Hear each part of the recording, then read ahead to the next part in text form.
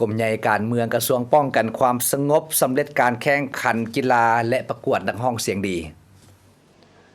กรมใหญ่การเมืองกระทรวงป้องกันความสงบได้สำเร็จการสร้างขบวนการแข่งขันกีฬาและประกวดนักร้องเสียงดีเพื่อคำนำรับตอนวันสำคัญต่างๆของพรรคของศาสตร์เว้ารวม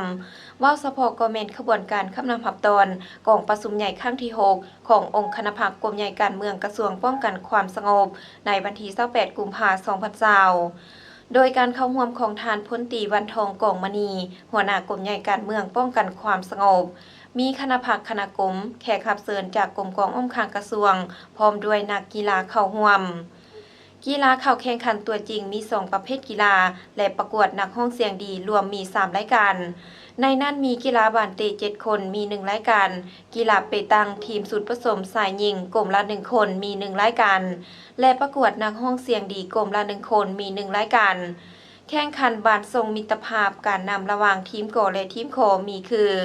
ทีมกอมีคณะพรรคกรมใหญ่การเมืองห้องการกรมใหญ่ห้องการเมืองห้องเซาหนุ่มเมยิงกรรมบาลโรงเรียนทฤษฎีและโรงเรียนหลัก